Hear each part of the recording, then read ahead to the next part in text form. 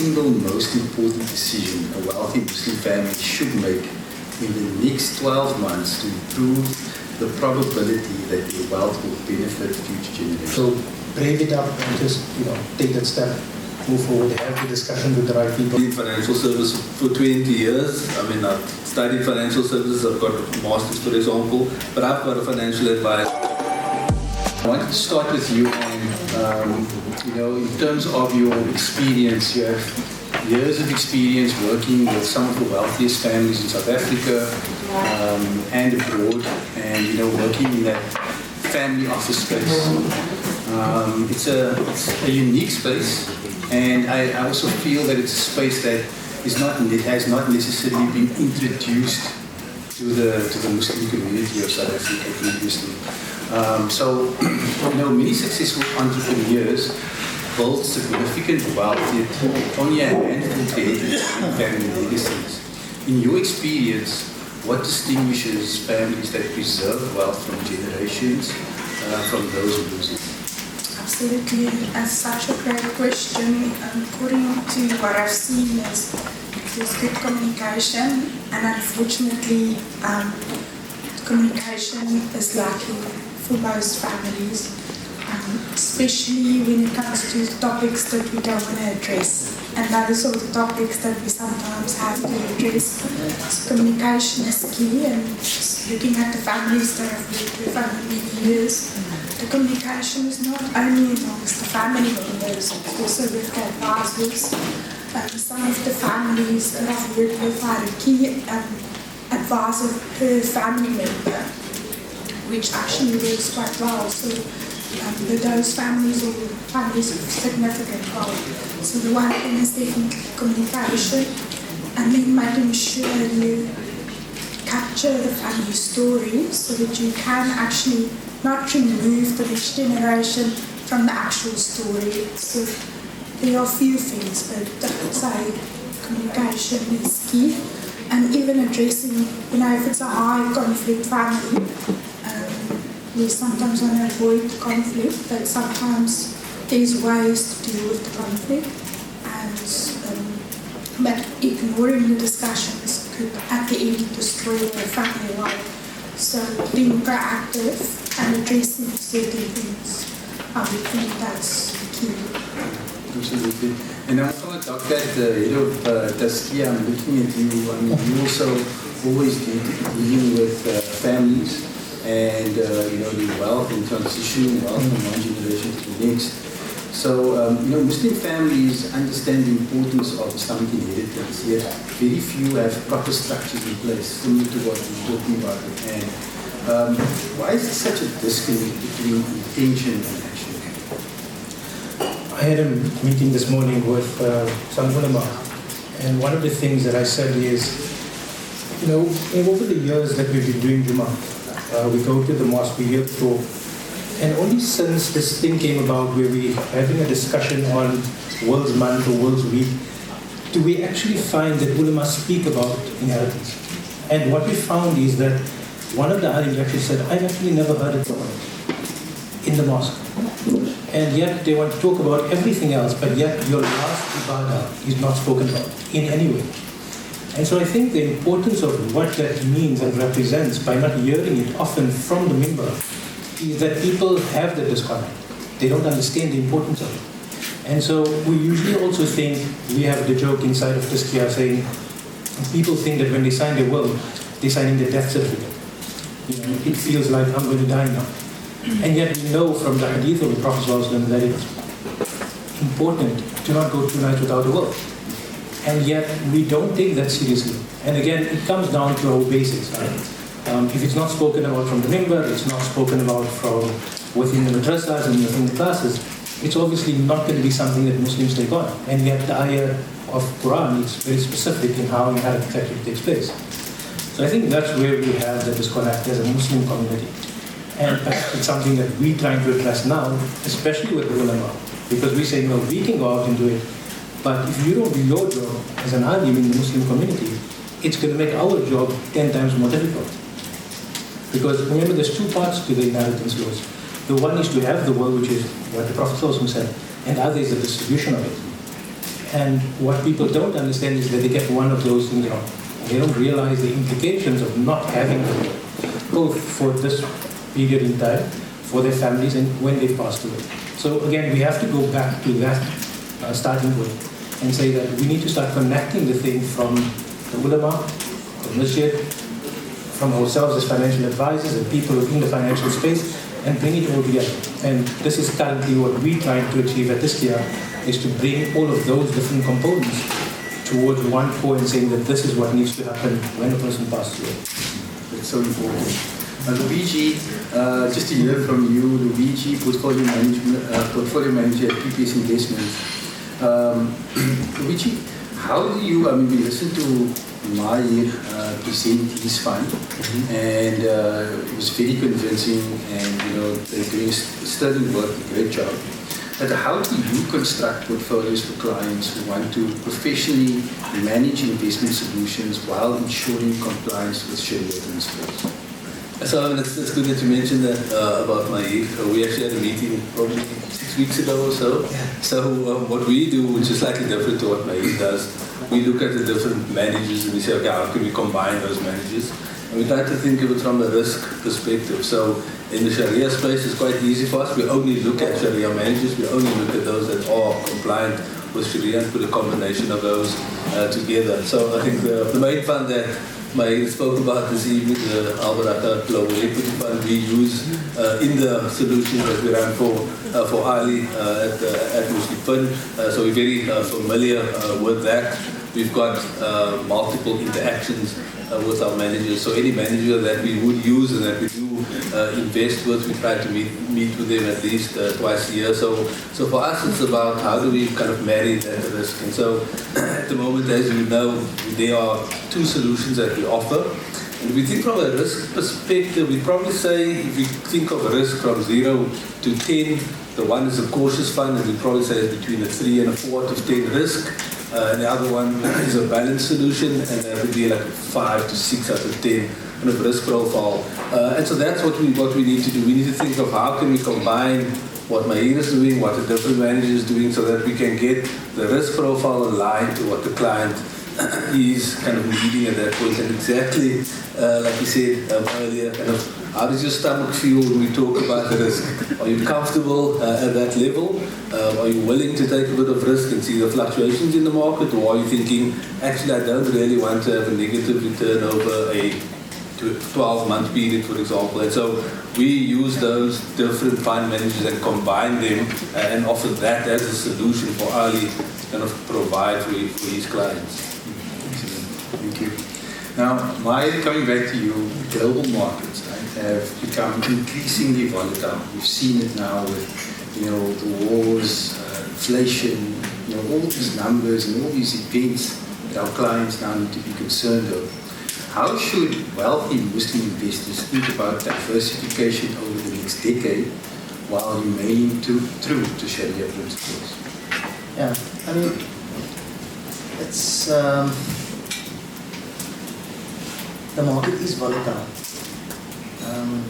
Of course, within us building different solutions, like I alluded to with the 4 funds, there's also a spectrum in terms of the most conservative to the most aggressive.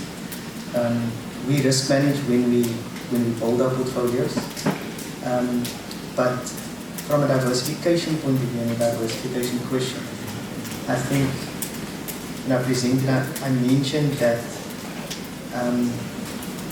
I didn't specifically mention concentration, but I was alluding to it when I was saying if I take myself, I say, well, I'm working for a mutual and my pension fund is in the balance fund, which is largely in SA. Right? Even though for the smart Alex and the technical people out there, yes, they would say that, well, in the South African market, 60% of the revenue comes from global. Right? It's okay, but just for the purposes of this, it's in SA, it's in the balance fund. My home that I stay is in SA. Right? My tax-free savings, some of it's in SA. So then, if I think about what else is there from an asset class perspective? Right? Well, then there's offshore equities. Right? And just having that diverse set, if the global market is perhaps not performing, then the local market is perhaps performing. If the local market is not performing, the global market is performing, or property is performing. So there's a risk and return spectrum of asset classes. Right? So if you think about the safest asset class, that's cash in the bank. Right? But you're not going to get a lot of return on it. Right? But it's fairly safe. What's next? It's government bonds. Right? I mean, there's a little bit more risk, or bonds, corporate bonds, there's a little bit more risk, but there's also better return. And what's next after that? It's property, right? So that's got a different type of risk that's allocated to it, but potentially a better return in bonds. And after that, it's equity, right? It's the market. But within the Sharia space specifically, globally, when I build these portfolios, my opportunity set can be up to 3,000 stocks of Sharia compliant businesses that I can choose from. But in SA, the JSE, including everything, has roughly about 300 stocks. After the Sharia compliance filter, you're left with about 100. Of which you build I would say, a portfolio that can perform with 50 businesses, right? But if you just look at the opportunity set in the local and the global market, there's just more breadth in the global market, right? So why would you not want to just diversify from an investment point of view? It only makes sense. Absolutely. And just coming back to you were talking about, just to Maahir's point, about having your wealth abroad, and we were talking about assisting clients with externalizing their wealth. Right? And very importantly, we talked about family governance, and I really want to kind of drive home the concept of family governance. Right? So family governance is often seen as something only the ultra wealthy need. Yeah. Right?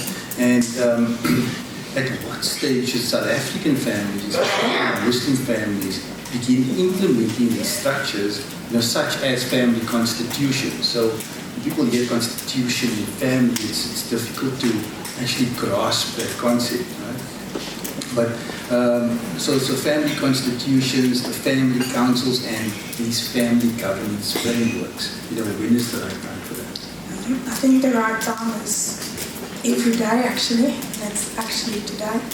So each family is slightly different, and when we work with families and we do family governance work, we realize that how we define families are different. So one of the big things that all of us must consider is how do we define family, use family, and one big principle is each family should be in a position where they can reflect on how will they get their family to the next level. No family in our country should not consider taking your family to the next level. We have to empower people. There are a lot of tools available. Although not all families will need a fully fledged single family office, all families need a form of support. There's a lot of things that we can learn. Also just from speaking to other families. In the family office space, it's quite a close network. And the single family offices like speak to one another. So you don't always get access to all those conversations. But what you could do is align yourself with good, solid advisors where they are actually the ones who might be in the company of the ones who has Maahir and learn from them. So I would say we can throw amounts around. You can say 100 million USD. Maybe we could consider a single family office. But this is my personal drive, is that we should consider the fact that it's difficult to create wealth for most families. There's always someone who took the chance to create it. So it's to respect the person who actually had the courage to go out there and make it work, for the rest of the family to work with that person, for example, to get the family to the next level and understand. I know this is not a nice word, but there are predators out there where clients might not always understand the risk of not surrounding yourself with, good, solid advisory teams. So I would say all families can do something. Each one of us can take responsibility of our own story. And families do go through fluctuations. One last thing was I interviewed someone and he said to me, he works with a family that are hundreds, I don't know how many hundreds of years old, so let's say 100 years old. But in the 100 years, you would lose everything and start again.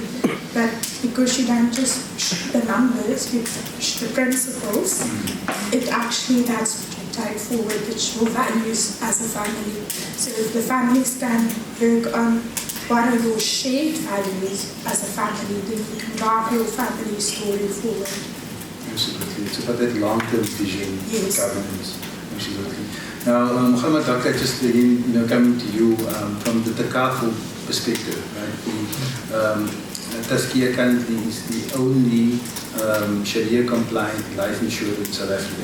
Right? So, how can trusts, business structures, and Islamic inheritance principles work together rather than being viewed as competing concepts? So, what we've come to note within the business community is that a lot of them have trust structures already. Islamically, we go to waqf because we have a family waqf, right? So that's a family trust, where certain assets are placed inside, it's kept outside of your estate, and it obviously has its own kind of method in terms of the inheritance according to Sharia. What we actually look at is by having these different structures, it maintains the wealth obviously over generations. Now, in South Africa, the Muslims are here for about 100 and some odd years, or 200 years or so, right? In that sense, it's not really a long period where people were able to actually build their own businesses in terms of the long-term businesses, like 16 generations of wealth. But what we find now is that you have the 4 generations of wealth, or the 3 generations of wealth that's starting to materialize. And I think that is where these type of structures now start actually taking place within the Muslim community. I know a few people in Gauteng, where I'm from, that started utilizing some of these structures. It's not always the only solution. I also find that with trust structures, a lot of family disputes take place because the family expands, 20, 30, 40 people, and they're all stuck in this trust, and all the assets are stuck in this trust, and not much of it is now moving out, and there's always conflict that goes on, and that's in the 2nd generation or 3rd generation. So there's a lot of different methods that we need to look at how we're going to build wealth over the generations. And perhaps we at that juncture now, like I said, wealth in the Muslim community is probably running 3 generations. So now is probably the right place for it to move forward in these different structures with us. Absolutely.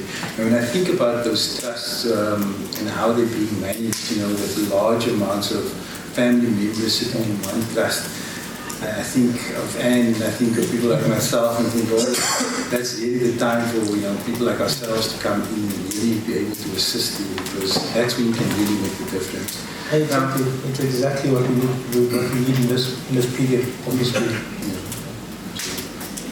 Now, Dockrat, just coming back to you, there's a lot of doctors sitting in this, a lot of doctors, a lot of lawyers, a lot of professionals sitting in the audience today. And PPS investments, they operate on the principle of mutuality. What sets this model apart, and why does it resonate so strongly with professionals who are focused on building long-term wealth? I think that's a very good question. I think very topical for this evening as well, and just talking about kind of generational wealth and passing on the opportunity. So you may not know, but PPS is not owned by shareholders. It's a mutual company. So people that are clients of PPS are essentially the owners of PPS. And so as part of what us in the investment team does is we manage the profit share account. So all the profits that are made from PPS, the insurance company, and PPS investments goes back into the profit share account. And that actually gets paid out to the members on an annual basis. And so that kind of that giving back mentality is what kind of, I think, makes us a little bit different in general in South Africa, because we are a kind of financial services company that is a mutual. And so a big part of it, even and Razan, my colleague, and a big testament to this, part of our KPIs is about the mutuality aspect of that. How are we ensuring that we be giving back, and not only in financial terms, but also giving back to communities. And for example, we've got a service where kind of people we work with go and we kind of lecture to other university students or high school students, and it's my turn on Saturday, so I'll be going to Stellenbosch.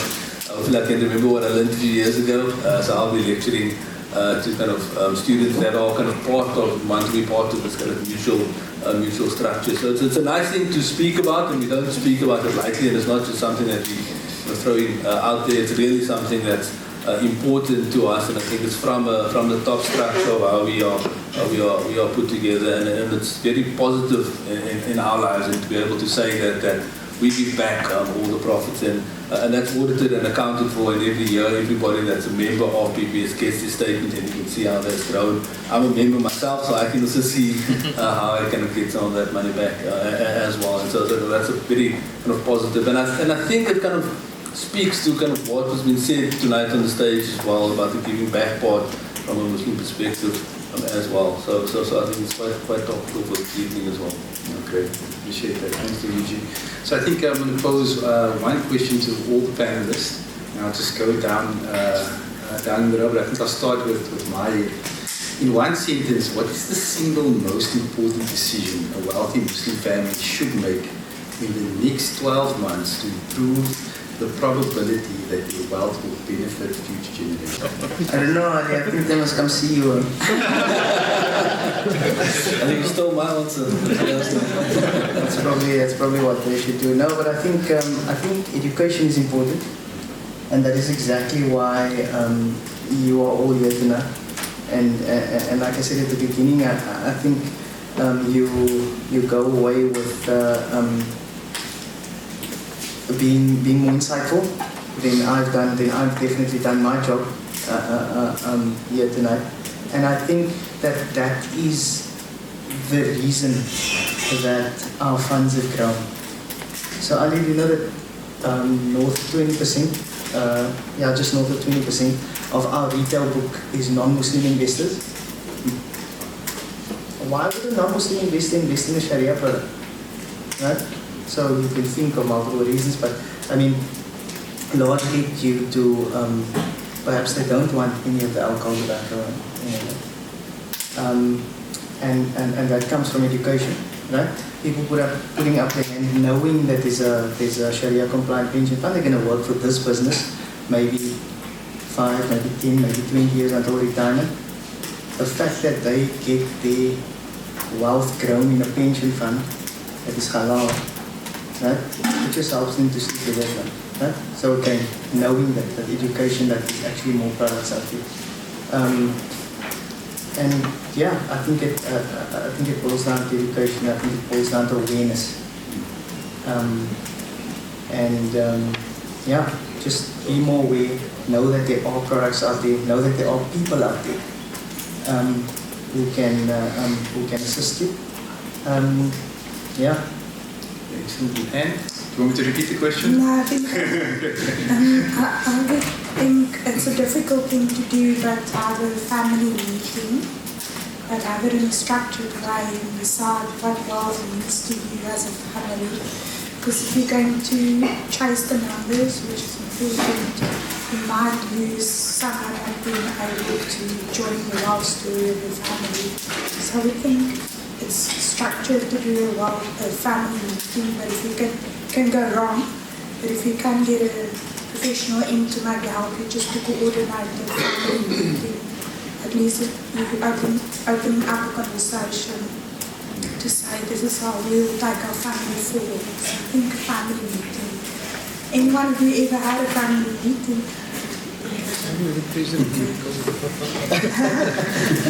Besides a supper. Which is important. Yeah, absolutely. Comment up there? Such a difficult thing to actually look into. I mean, for us, I think when it comes to like specifically what we do, which is estate planning in that sense, I think a big part of it is people generally stay away from it out of fear. They don't really want to consider the death. I think that's the biggest thing. So brave it up and just, take that step, move forward, have the discussion with the right people, seek out advice. The one is that people run to their family, or family members, or people that they look up to, and the other is that they run to the ulama. And in between that is where we also do, on the side of that, which is where you go to for these type of things. And I think that's important. Just brave up and go forward. Once you sit in those first few meetings, you realize it's not as difficult or morbid as you actually thought it would be. It can be quite a bit of an understanding of yourself, your business, and what's going on in your family life. Very few people come out of there, soaked in morbidity. Most of the people are kind of like happy to come out of those meetings, but they realize that so much pressure is of them. And that's all. Yeah, absolutely, I agree with you, because the amount of peace of mind you can see on the faces of the families once they've had the conversations. It makes you feel so good about the work that you're doing. Luigi, you end off with the same place for last? Yeah, maybe a bit controversial. No, I'm joking. Honestly, I think about it in this way. There's so much that people are kind of willing to pay for. Because I'm not a financial advisor and I'm not technically allowed to give advice, but I work with a lot of financial advisors. I see it all the time.